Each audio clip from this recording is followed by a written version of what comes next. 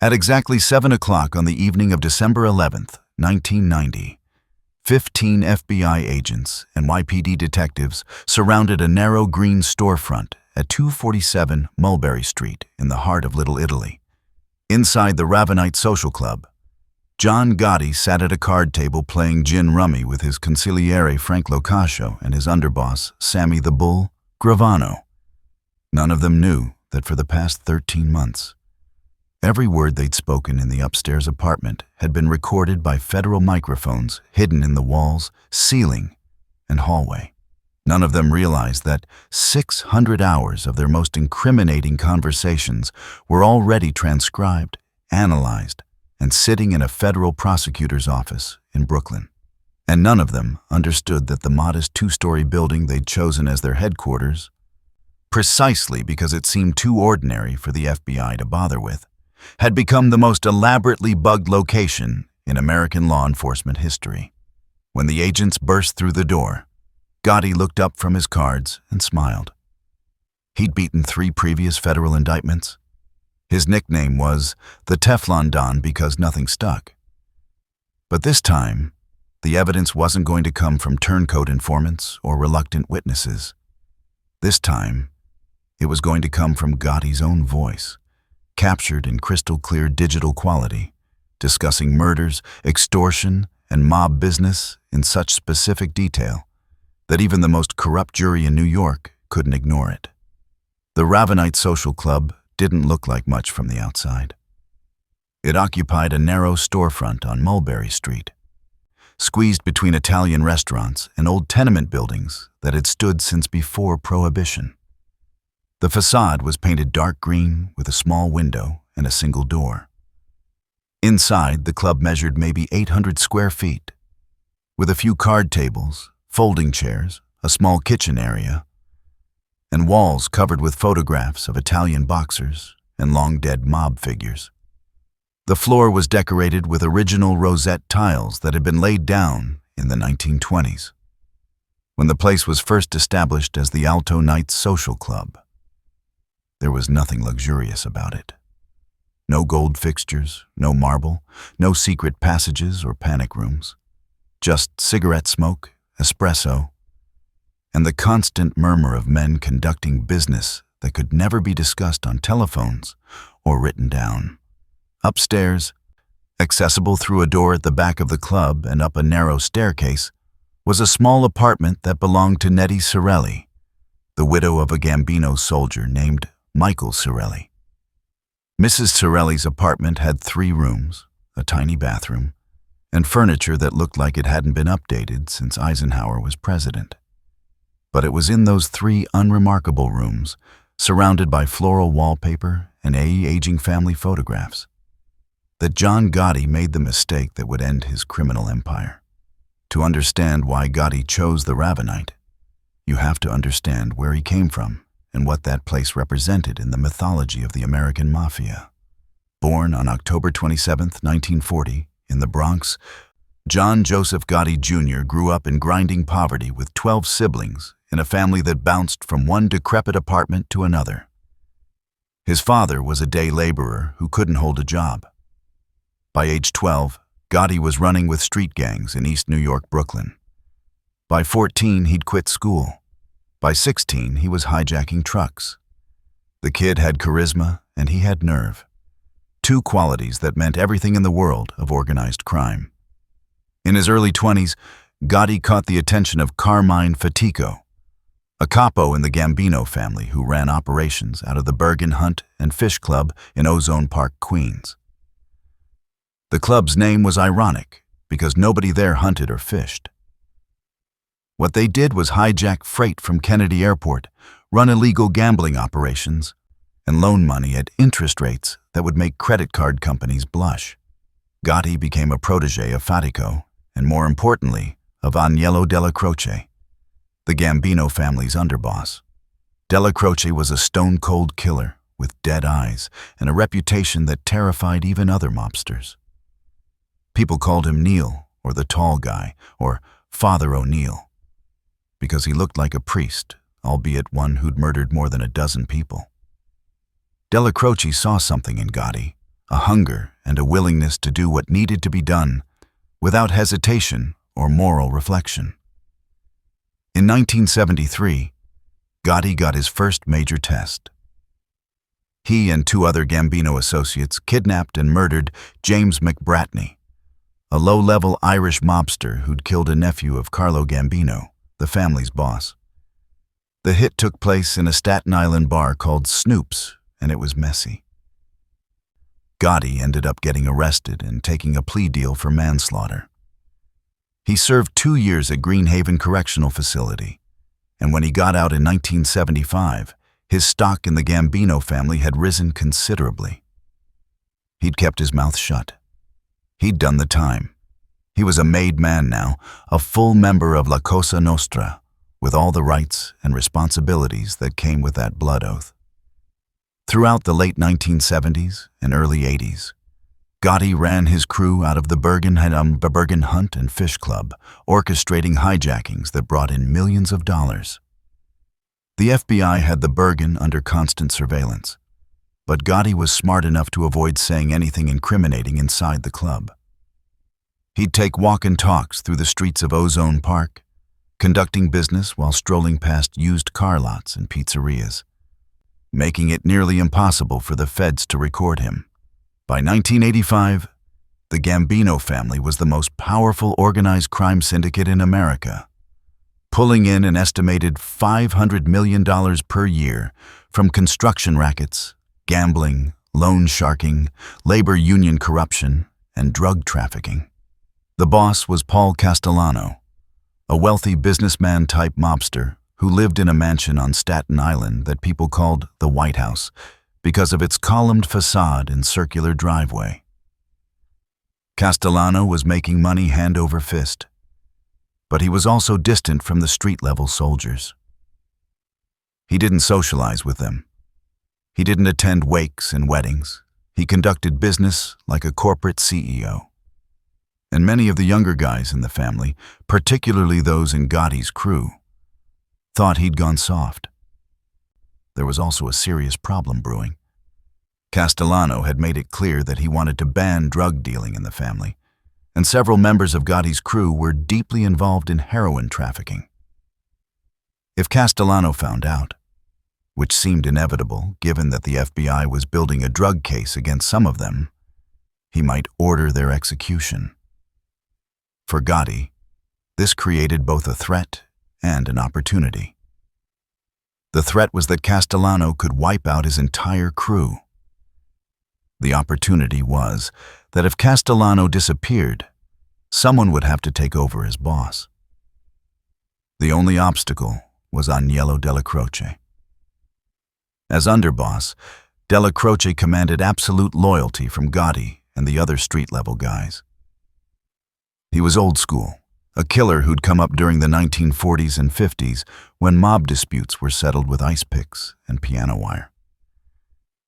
Della Croce had been passed over for the boss position when Carlo Gambino died in 1976, and Gambino had named his brother-in-law, Paul Castellano, as his successor instead.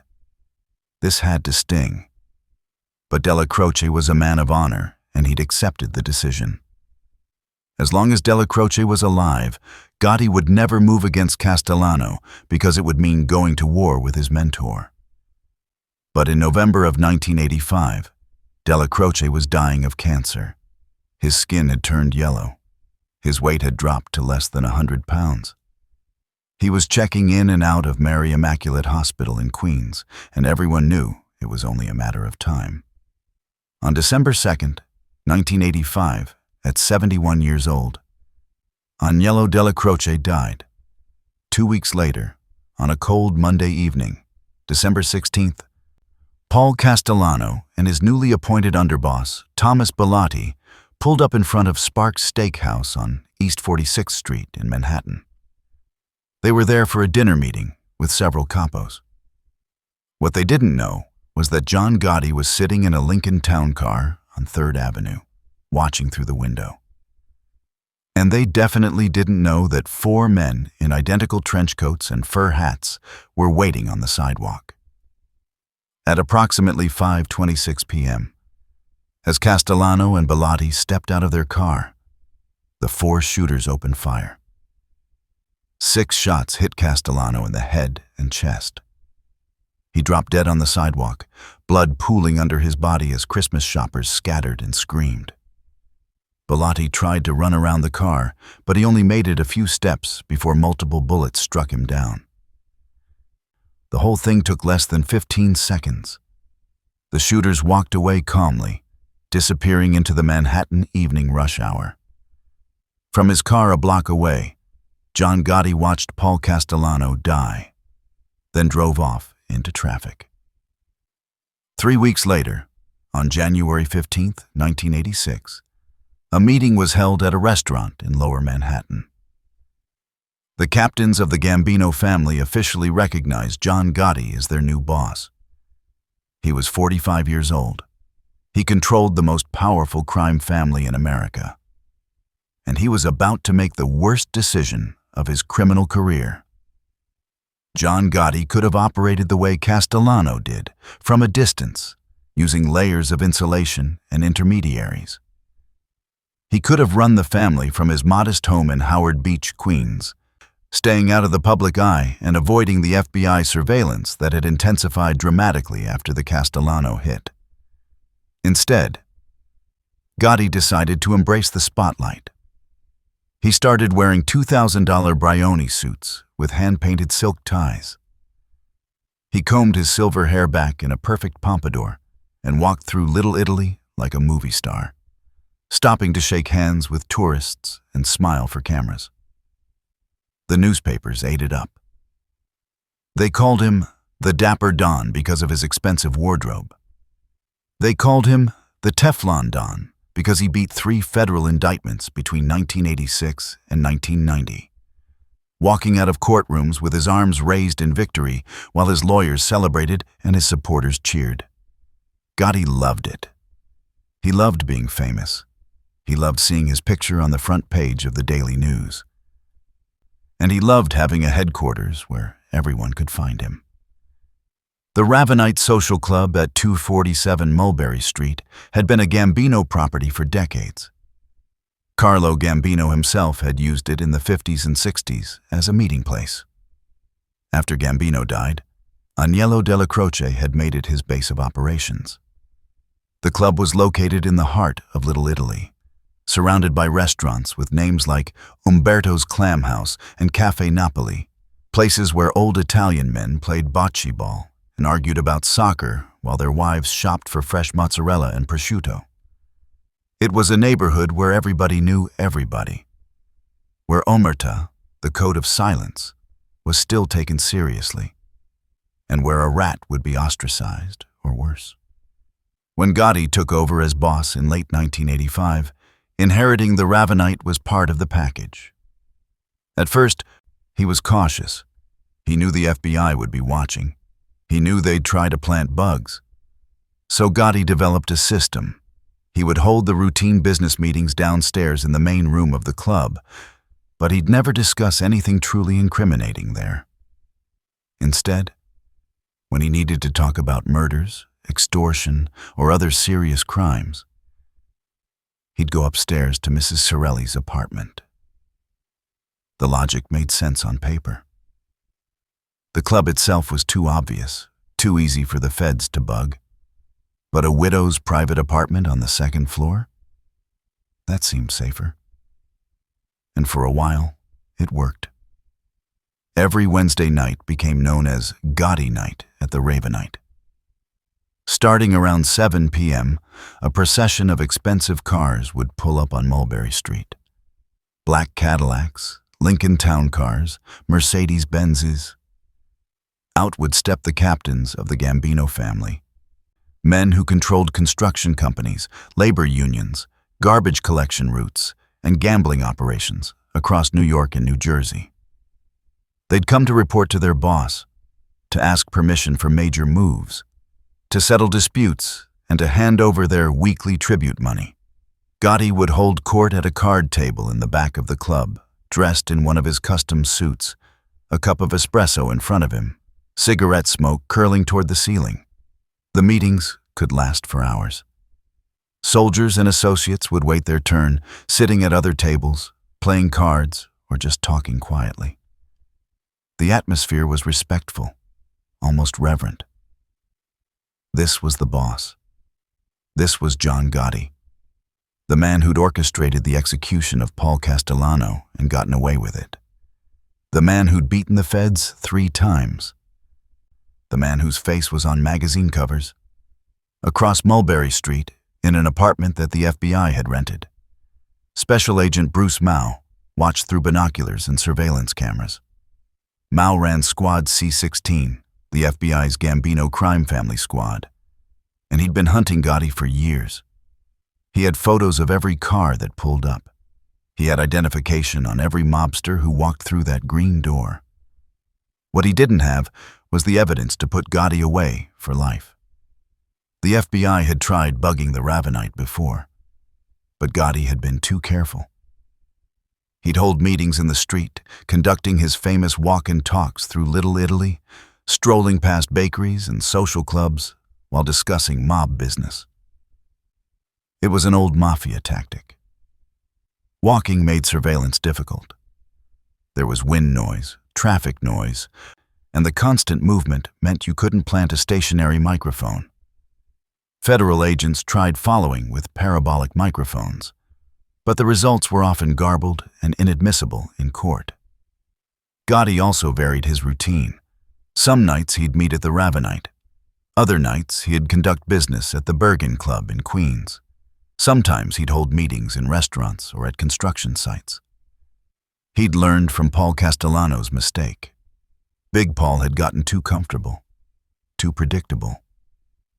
He'd conducted sensitive conversations in his Staten Island mansion, never realizing that the FBI had planted bugs in his kitchen. The tapes from those bugs had become evidence in federal cases that were being prepared against Castellano before he was murdered. Gotti was determined not to make the same error. But human beings are creatures of habit, and even the most paranoid mob boss eventually falls into a routine.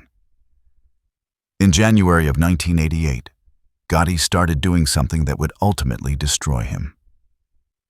On Sammy Gravano's advice, he'd been avoiding holding sensitive conversations anywhere inside the Ravenite. But he was also getting frustrated. Running a crime family requires constant communication, constant decision-making, constant supervision of captains and crews. Doing all of that while walking around the block in the middle of winter in a $2,000 suit was getting old.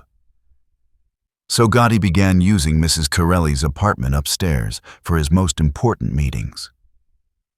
He figured that since it was technically a private residence and not part of the social club, the FBI wouldn't be able to get a warrant to bug it. He also figured that even if they tried, Mrs. Corelli would never cooperate. She was the widow of a made man, a woman who'd lived her entire life in the world of La Cosa Nostra. There was no way she'd let federal agents into her home. What Gotti didn't anticipate was that the FBI wouldn't need Mrs. Corelli's cooperation.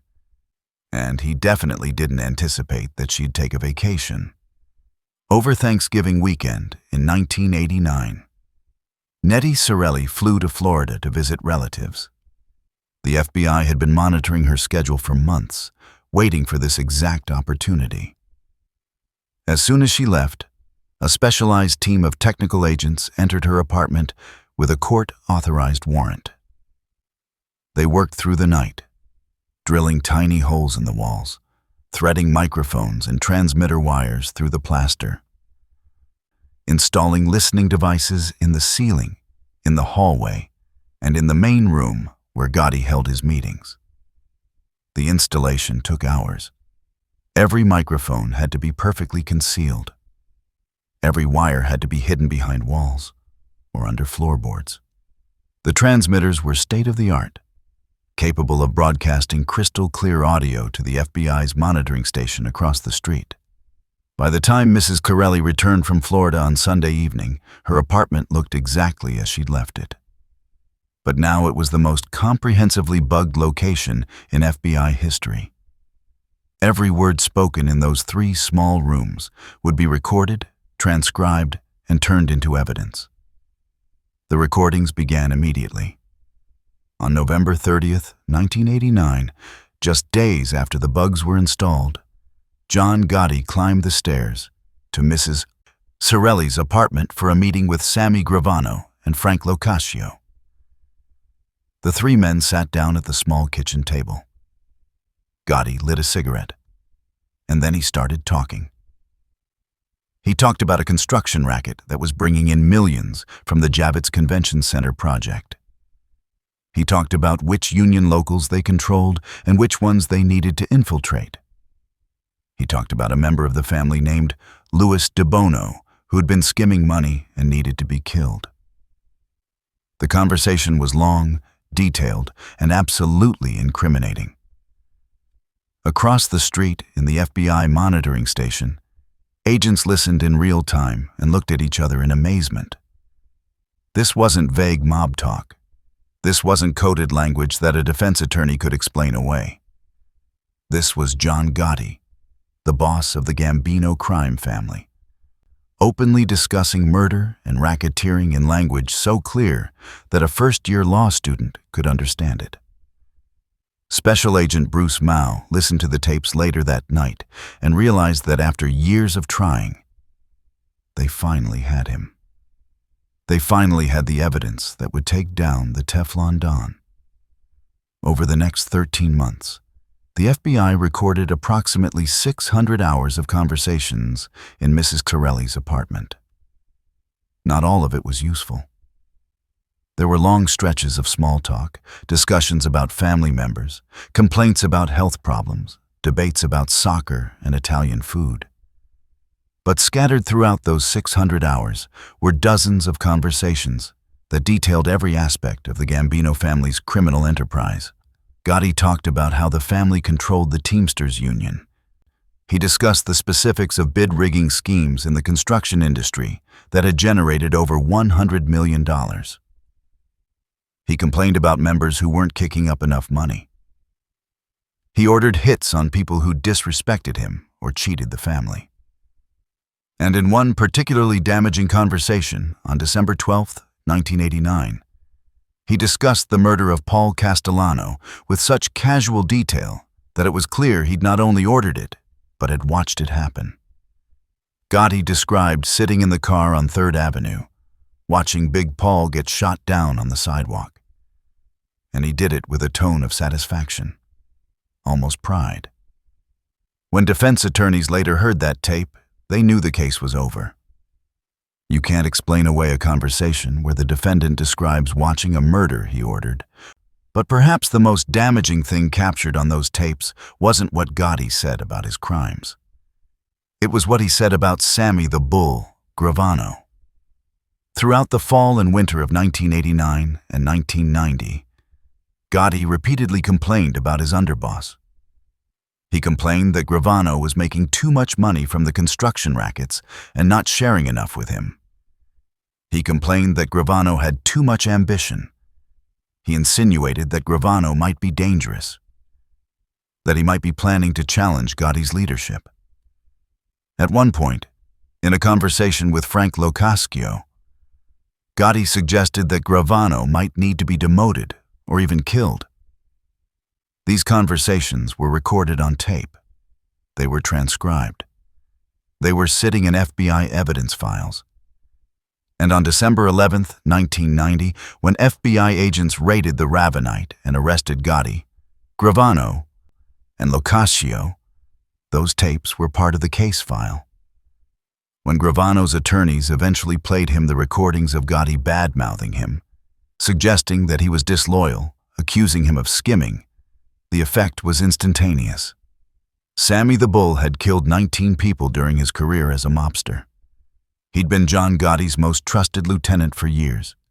He'd helped plan the Castellano murder. He'd stood by Gotti through 3 federal trials. But when he heard his boss talking behind his back, accusing him of disloyalty, while Gravano had been nothing but loyal, something snapped. In February of 1991, Salvatore Gravano agreed to cooperate with the federal government. He would testify against John Gotti, Frank Locascio, and anyone else the prosecutors wanted. In exchange, he'd get a reduced sentence despite admitting to 19 murders. It was the final nail in the coffin. Gotti's ego, his need to be the center of attention, his inability to keep his mouth shut even in what he thought was a private conversation, had destroyed him. The trial began in February 1992 at the federal courthouse in Brooklyn. It was a media circus. Dozens of reporters camped outside every day. News helicopters circled overhead.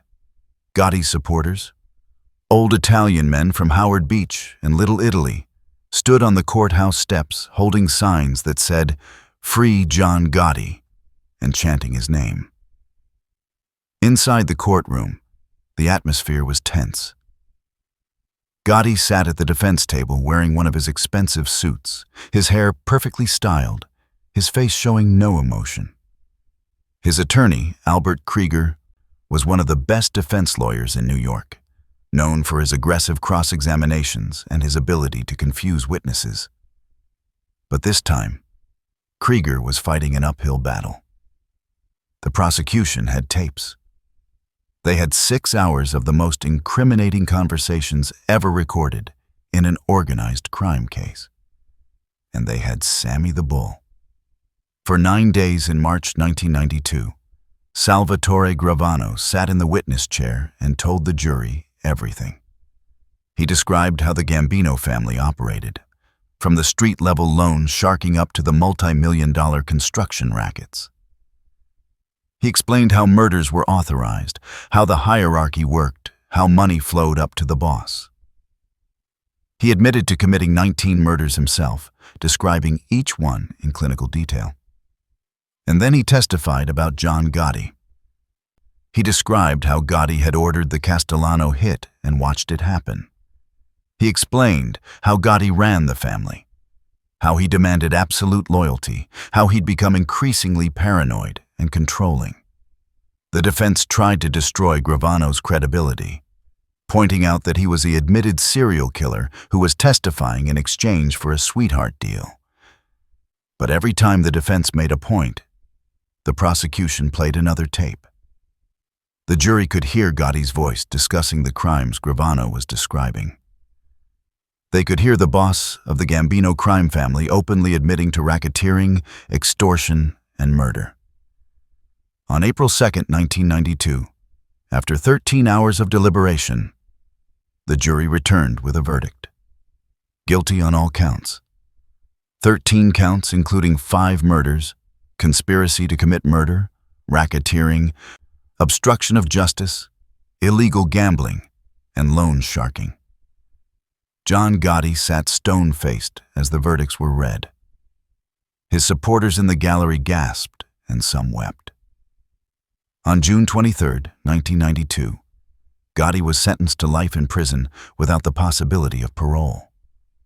The judge, Leo Glasser, called him the most powerful criminal in America and said that his crimes had caused immense suffering. Gotti was transferred to the United States Penitentiary in Marion, Illinois, one of the highest security prisons in the federal system. He was placed in solitary confinement for 23 hours a day, with 1 hour of exercise in a small outdoor cage. No contact with other prisoners, no phone calls except to his attorney. The dapper Don had become prisoner number 18261-053, living in a 7 by 12-foot concrete cell with a metal toilet and a thin mattress. He would never walk the streets of Little Italy again. He would never wear another expensive suit or shake hands with tourists or smile for cameras. His reign had lasted 6 years, from 1986 to 1992, and it had ended in a small apartment above a social club that he'd been too arrogant to believe could be bugged. Back at 247 Mulberry Street, the Ravenite Social Club fell silent. The federal government filed a civil forfeiture lawsuit in January 1993, attempting to seize the property as an asset of the Gambino crime family. The case dragged on for years. But by 1997, the government had effectively shut the club down. The green door was locked. The windows were covered with plywood. For years, the building sat empty, a ghost of its former notoriety. Tourists would walk by and take photos, but there was nothing to see except a boarded-up storefront. Eventually, the property was sold. First, it became a shoe store, which seemed almost comically mundane given the building's history. Then, in the early 2000s, it was renovated again and became a men's clothing boutique called Descendant of Thieves. The new owners, aware of the building's infamous past, decided to embrace it rather than hide from it. They kept the original rosette floor tiles, the same tiles that John Gotti had walked across every Wednesday night. They decorated the walls with wallpaper featuring ravens, a subtle nod to the Ravenite name. The store sells expensive menswear, the kind of tailored suits and designer clothes that Gotti himself might have worn. There's no plaque marking the location, no historical marker explaining what happened there. But people still know. Mafia enthusiasts and true crime fans make pilgrimages to 247 Mulberry Street, standing on the sidewalk and imagining what it must have been like in 1990, when the most powerful mob boss in America held court in that tiny storefront. John Gotti spent the last decade of his life in increasingly grim circumstances. His health deteriorated rapidly. In 1998, he was diagnosed with head and neck cancer, likely caused by his decades of heavy smoking. The treatment was minimal. Federal prisons are not known for their excellent medical care, and Marion Penitentiary was particularly brutal. Gotti's family claimed that he wasn't receiving adequate treatment, that the government was essentially letting him die slowly as a form of punishment. By 2000, the cancer had spread. Gotti was moved to the United States Medical Center for Federal Prisoners in Springfield, Missouri, a facility that houses inmates with serious medical conditions. He was no longer the dapper gangster with the perfect hair and the expensive suits. He was a skeletal, dying man, unable to speak because of tumors in his throat, breathing through a tube, watching television in a prison hospital room. On June 10, 2002, at 1:45 p.m. Eastern Time, John Joseph Gotti Jr. died at the age of 61. The official cause of death was complications from head and neck cancer. His body was returned to New York for burial. The funeral was held at a church in Queens, and despite the fact that he'd been in prison for 10 years, hundreds of people showed up. Old mobsters, neighborhood people, curiosity seekers. They lined up outside the church to pay their respects to a man who'd become a symbol of a dying era. The legacy of John Gotti and the Ravenite Social Club is complicated. On one hand, Gotti was a murderer, a racketeer, and a thug who built his fortune through violence and intimidation. He was responsible for at least 5 murders that we know of, and likely more. He corrupted unions, extorted businesses, and poisoned communities with gambling and loan sharking operations that destroyed families. On the other hand, he became something of a folk hero, particularly in Italian-American neighborhoods in New York. People saw him as a modern-day Robin Hood, a guy from the streets who made it big and never forgot where he came from. He was generous with tips at restaurants. He showed up at neighborhood events. He shook hands and kissed babies and posed for pictures. In the Italian-American community, there's a cultural memory of a time when the mob actually protected the neighborhood. When a made man could walk down the street and people felt safer, not more scared. Gotti tapped into that mythology, even though the reality was far different. The reality was that organized crime destroyed neighborhoods, not protected them. The reality was that guys like Gotti got rich while working people paid the protection money and the gambling debts and the loan shark vigorish. But perhaps the most important lesson from John Gotti's rise and fall is this. Technology changes everything. For decades, the Mafia operated with relative impunity because law enforcement couldn't gather evidence against them. Witnesses were too scared to testify. Physical evidence was easy to dispose of, and the code of omerta, the code of silence, was mostly honored. But technology changed the equation. Wiretaps, hidden microphones, surveillance cameras, these tools gave law enforcement the ability to gather evidence without relying on witnesses who might get killed before they could testify. The bugs in Mrs. Corelli's apartment at the Ravenite Social Club represented a turning point. Not just for John Gotti, but for organized crime in America. After Gotti was convicted based on those recordings, other mob bosses learned the lesson. They became more paranoid, more careful, more isolated. They stopped holding regular meetings in predictable locations. They stopped talking about business in any enclosed space. Some of them stopped conducting business altogether, going into semi-retirement rather than risk a RICO prosecution that could put them in prison for life. The old-school mafia culture, the culture of social clubs and sit-downs and public displays of power, began to die. Gotti was the last of the great mob bosses who operated like a celebrity. After him, the smart ones went underground. They became ghosts, running their operations from a distance, using intermediaries and cutouts, never appearing in public or attracting attention. The age of the Dapper Don was over. Today, if you walk down Mulberry Street in Little Italy, you'll pass dozens of restaurants and cafes with outdoor seating, tourists eating overpriced pasta and gelato, street vendors selling Italian flag souvenirs. The neighborhood has been gentrified, transformed from a working-class Italian enclave into a theme park version of itself. Most of the old-timers have moved out, replaced by young professionals paying $3,000 a month for a studio apartment.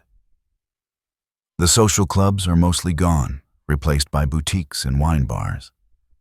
But at 247 Mulberry Street, the building remains. The facade has been updated, the green paint replaced with a more modern look.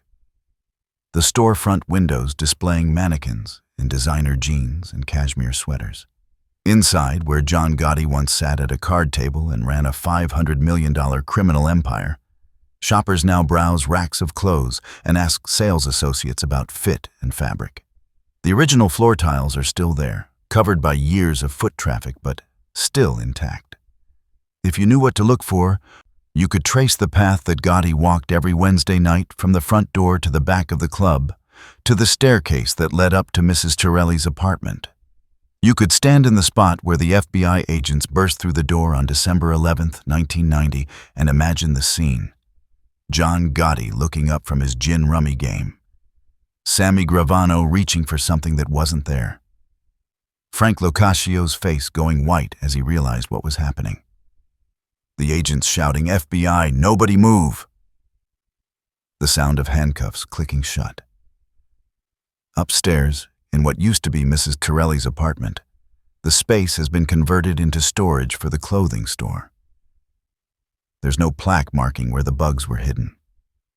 There's no indication that this was once the most important crime scene in American Mafia history. The FBI removed all the listening devices after the trial, tearing out the microphones and wires and leaving the walls scarred with holes that were later plastered over. Mrs. Corelli herself moved out sometime in the mid-90s, leaving no forwarding address. She died a few years later, never having given an interview about what it was like to have John Gotti hold meetings in her living room, or how she felt when she learned that the FBI had bugged her home while she was visiting relatives in Florida. That story died with her.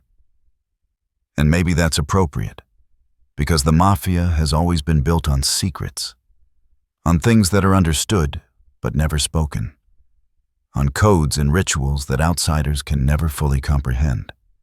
Nettie Corelli lived her entire life in that world, and she took its secrets to her grave. The FBI agents who broke the case, men like Bruce Mao and George Gabriel and Andy Maloney, the prosecutor who put Gotti away, they're all retired now. Mao gave a few interviews over the years, always careful to credit his team and to emphasize the years of work that went into building the case. He never gloated. He never called Gotti names or celebrated his death. He approached the whole thing like a professional doing a difficult job, which is exactly what it was. Mao spent years of his life thinking about John Gotti, planning surveillance operations, coordinating with informants, listening to thousands of hours of tape recordings, building the case piece by piece until it was strong enough to survive even the most aggressive defense. The Ravenite operation was the culmination of all that work. It was the moment when years of effort finally paid off, when the evidence they'd been searching for finally materialized. Mao was there on the night of December 11th, watching through binoculars from the command post across the street as his agents moved in. He saw them enter the club. He saw them bring Gotti out in handcuffs. And he knew, even then, that this was the end. The Teflon Don's luck had finally run out. As for Sammy the Bull Gravano, his story took a different turn.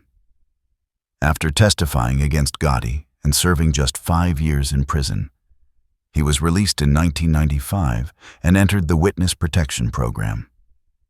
The government gave him a new identity and relocated him to Arizona, where he was supposed to disappear and live out his days in anonymous retirement. But Gravano couldn't help himself.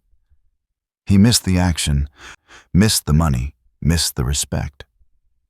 By 1997, he'd started running an ecstasy distribution ring in Arizona, selling drugs to kids at raves and clubs.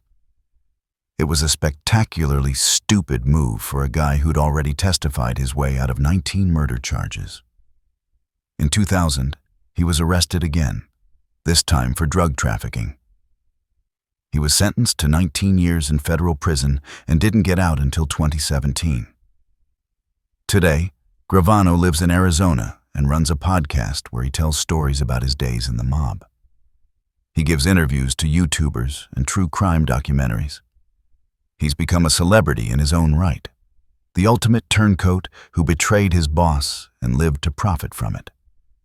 The old Italian guys in New York still spit when they hear his name. In the world of La Cosa Nostra, there is no greater sin than becoming a rat, and Sammy Gravano is the most famous rat in American Mafia history. But he's alive, which is more than you can say for most of the guys he testified against. The Ravenite Social Club, that modest 2-story building at 247 Mulberry Street, stands as a monument to hubris and the end of an era. John Gotti could have operated from a distance. He could have used encrypted phones and cutouts and layers of insulation. He could have learned from the mistakes of bosses who came before him. Guys like Paul Castellano, who got comfortable and careless and ended up on FBI recordings discussing crimes they should have known better than to talk about. But Gotti wanted to be seen. He wanted to be the boss, not just in reality, but in the public imagination. He wanted to walk down Mulberry Street and have people point and whisper, "That's John Gotti." He wanted his picture in the papers. He wanted to be famous. And he got exactly what he wanted, right up until the moment he didn't. The same qualities that made him a charismatic leader, his confidence, his charm, his need to be the center of attention, those were the qualities that destroyed him. He couldn't resist holding court at the Ravenite every Wednesday night. He couldn't resist conducting important business in Mrs. Corelli's apartment, even though Sammy Gravano had warned him it wasn't safe.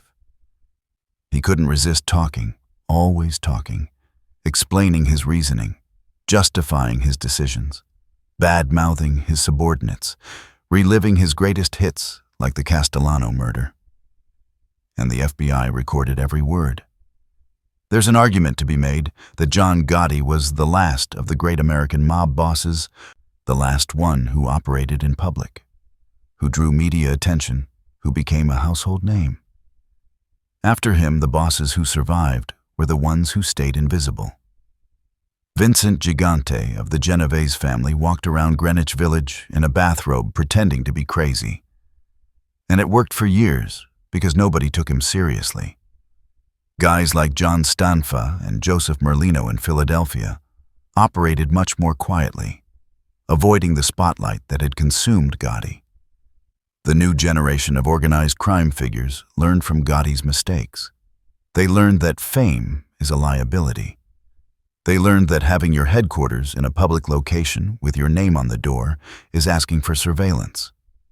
They learned that the old ways, the social clubs and the sit-downs and the public displays of respect, those traditions were incompatible with modern law enforcement technology. The Mafia didn't disappear after Gotti went to prison. It adapted. It became quieter, harder to detect, less theatrical. It lost its romance and its mystique and became what it probably always was: a brutal criminal enterprise interested only in money and power. But the Ravenite Social Club remains, at least the building does, transformed into something that would have horrified the old-timers. A clothing store, a place where young professionals shop for designer jeans and overpriced sneakers. The irony is almost too perfect. This building that once represented the pinnacle of Mafia power in America, where the boss of the Gambino crime family held court, where murders were ordered and millions of dollars changed hands, where the fate of entire neighborhoods was decided over espresso and cigarettes. This building is now selling pants to people who probably don't even know its history. The walls that once echoed with conversation about hits and rackets and the construction union now echo with shoppers asking, "Do you have this in a size medium?" The floor that John Gotti walked across in his $2,000 Brioni suits, now scuffed by 1,000 customers who've never heard the name Agnello della Croce or know what omerta means. History moves on. Buildings get repurposed. And the only people who remember are the old men sitting in the remaining social clubs on the side streets off Mulberry, nursing their espressos and complaining that the neighborhood isn't what it used to be. In the end, the story of John Gotti and the Ravenite Social Club is a story about the collision between old traditions and new technology, between a criminal culture built on secrecy and a law enforcement system that had finally figured out how to crack that secrecy. It's a story about hubris, about a man who believed he was untouchable right up until the moment he was touched. And it's a story about a building, an unremarkable 2-story structure on a street in Lower Manhattan. A building that for 6 years was the headquarters of American organized crime, and then became nothing more than a retail space. Its notorious past reduced to a footnote that the current occupants mention only when customers ask why the floor has such interesting old tiles. If ghosts exist, then the Ravenite must be haunted. Haunted by the ghosts of dead mobsters, by Paul Castellano's murdered corpse on the sidewalk outside Sparks Steakhouse, by Agnello della Croce coughing up blood in the hospital, by John Gotti himself, the Dapper Don, dying slowly in a prison cell 1,000 miles away from the neighborhood he loved. Haunted by conversations that were recorded but never meant to be heard, by secrets that were supposed to stay secret, by the ghosts of informants and cooperating witnesses whose testimony sent dozens of men to prison for the rest of their lives. But the people shopping for clothes in the building today don't feel the ghosts. They don't sense the history soaked into the walls and the floors. They're looking for a good deal on a pair of jeans. And the building at 247 Mulberry Street is just another store in just another neighborhood, empty of meaning, stripped of significance, reduced to commerce. And maybe that's the greatest irony of all. The Ravenite Social Club, which represented the pinnacle of organized crime in America, where the most powerful mob boss in the country commanded absolute loyalty and inspired genuine fear, that building now sells pants to millennials, who probably think The Godfather is just a movie, The circle is complete. The story is over. And all that remains is the echo of a green door closing and the memory of a man in an expensive suit being led away in handcuffs on a cold December night in 1990.